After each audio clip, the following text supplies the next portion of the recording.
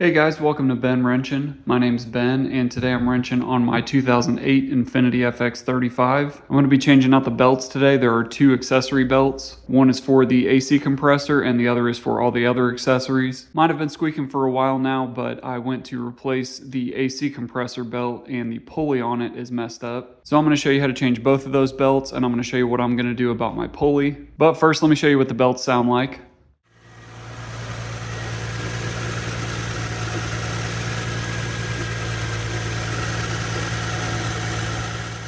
I'm going to change both of these belts today. I can see some cracks on the AC compressor belt, and this belt doesn't look bad, but I know it needs changed out anyway. These belts are at least a few years old. When the problem first started, it would only do it while it was raining. I guess the extra humidity had caused the belts to slip, and that's why they were squeaking. But I went to change that compressor belt, and the tensioner pulley is messed up. So I'm going to show you what the problem is there and what I'm going to do to fix it. Hopefully if you're watching this, you just need to change the belts out and you don't have the issues with the pulley that I have. I've got two new belts, and I also got a used pulley from the junkyard. I'm hoping I can use that to fix my broken bracket, and maybe between the two, I'll be able to get one that works. I'm gonna lift it up real quick so that I can show you that pulley, and then I'll change both of those belts.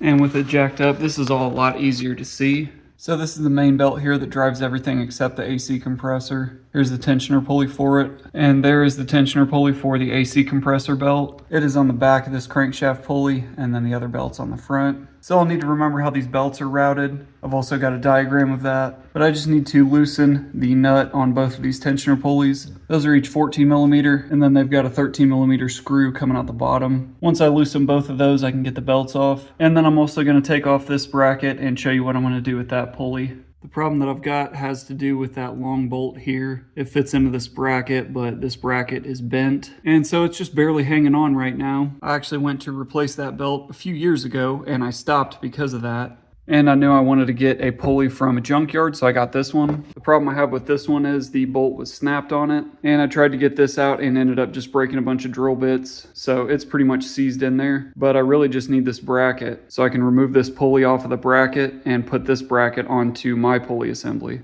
So I may do that. I may not need to, so I'm going to try to change both of these belts without doing that and see if that works. And if I have issues with that one, I've got a plan B now. So I'm going to start by loosening those tensioners. These are both 14 millimeters. And they're pretty tight, but I got this one loose. And so I'll do the same for this one. Just loosen it up. And then I can use a 13 millimeter socket on this bolt here to loosen the tension on the pulley. And the same thing on this one here. This one is pretty tight up against this bracket. So I'm going to use a wrench to loosen it up. And I'm actually using a 12 millimeter wrench, but it's already pretty loose. So I'll just keep turning it until that pulley's loose enough to get that belt off. And then once it's come down far enough, I can take the belt off. This one looks like it's binding up too, the way the other one was the last time I tried this. So they might both be bad, but it's getting easier to turn, so I think it's moving something. And maybe I can reach up and get that belt off. And now I've got it loose enough, I can just slide this belt right off.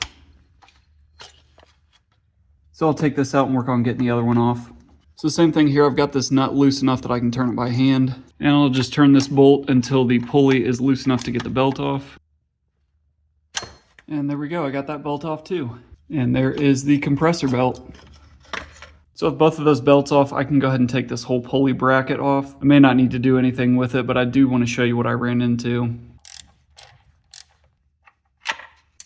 It's got three 12 millimeter bolts on it. Two on the bottom here. And there's one on the top right up here. And I was able to get to all three of them with a deep 12 millimeter socket and my 1/2 inch ratchet. And there is the whole pulley bracket. So the problem with the design on this bracket is this bolt here. As you can see, mine's rusted pretty good. And it has this notch on the end of the bolt that is supposed to sit in this area here. And that way when you tighten the bolt, this grabs onto it and puts tension on the pulley. The problem is that would slip through this notch here, and I couldn't tighten it the way that I needed to. These were bent up pretty bad, so I took it off and bent them back into shape as best I could. And then I was able to tighten it down, This part is very difficult to find, that's why I got one at a junkyard. My plan was to go ahead and change the belt, see if I could fix this pulley, and if I had the same problem, I can always switch it out for the other pulley bracket. But you can just take this bolt out, bend this bracket back where it needs to be, pinch these together as much as you can, still being able to get that bolt in there, and hopefully that'll work. So while I have this off, I'm going to take this pulley off. Make sure I leave all these pieces the way that they were. And I'm going to bend this back together just to make sure that bolt doesn't come back out of there. I'm going to use the biggest set of pliers I've got and just squeeze this back together. Even just a little bit's going to help. And I'll hope that that's going to be good enough to hold that bolt in there. I can also set this on the ground and hit it with a hammer. And it doesn't really look like it's doing much, but it's certainly not going to make it looser. And it did something because now I can't fit that bolt in there. So I got to spread them back out a little bit. I can use these pliers to pull this side back out just a little bit. And now that bolt fits back in there. So I know that's good. I know it's going to hold that notch and it's not going to fall back through there. So I'm going to call that fixed. I'll put all this back on the way that it was.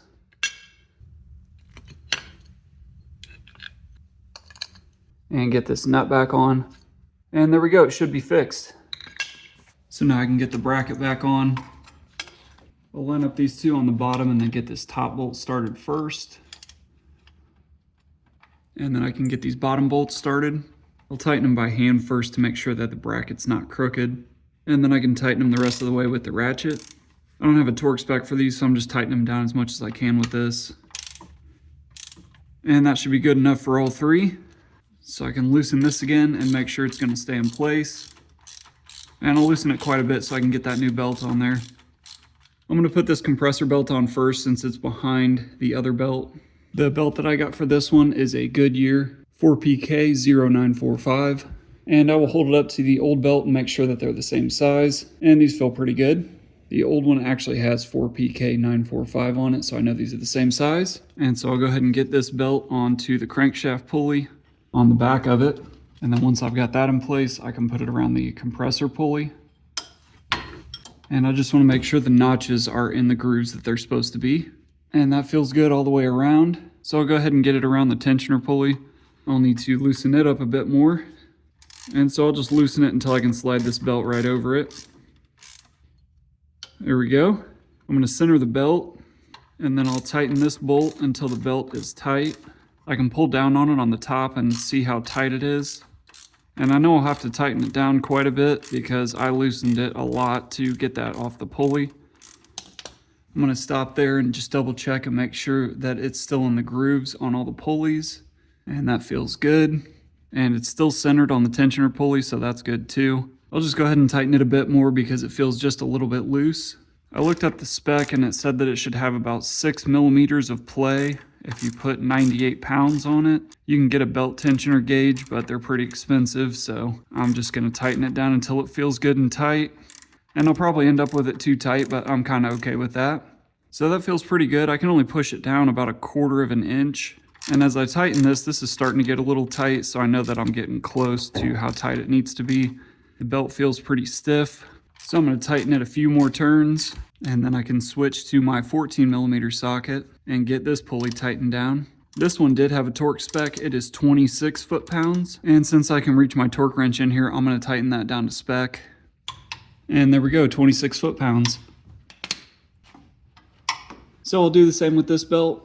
The belt that I got is 6PK1143, and the old one is 6PK1145. So these are probably different sizes. They feel the same when I stretch them out, and Amazon told me this is the right size, so you can take that for what it's worth. But I'm at least going to put this in and see if it fits. It feels like it's going to be good enough.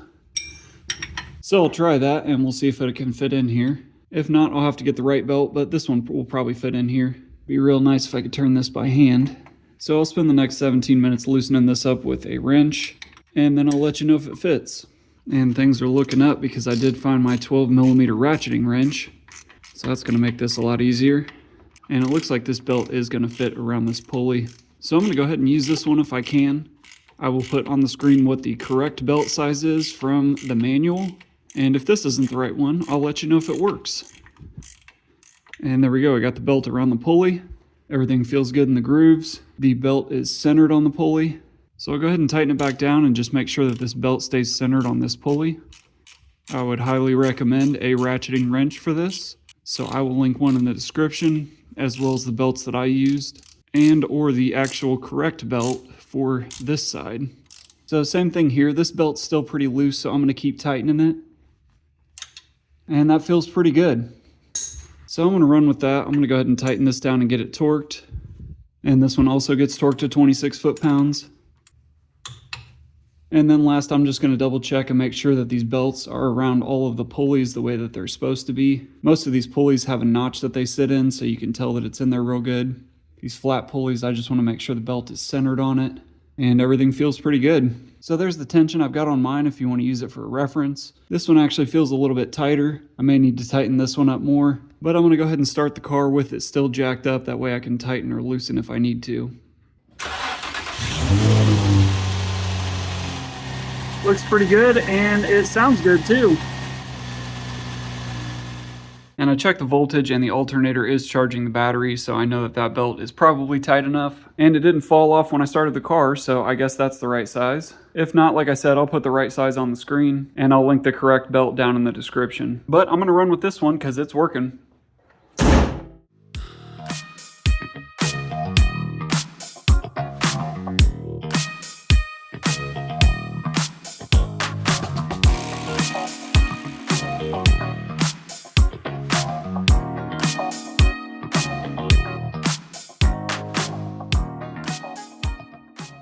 Here's the tools I used. Jack and jack stands makes it a lot easier to get under the car. 12 and 13 millimeter wrenches, a bolt size finder, torque wrench for torquing down the nut on the pulleys, some pliers to bend my bracket, 12, 13, and 14 millimeter deep sockets, 1/2 inch ratchet, 3/8 ratchet, and a 4-pound hammer. This mechanic work light is really good. I've been using that a lot and I like it. I have struggled to find good lighting solutions, but this one's been the best that I've used so far. So I will link all of this in the description, as well as the belts that I used, or the correct one if I used the wrong one.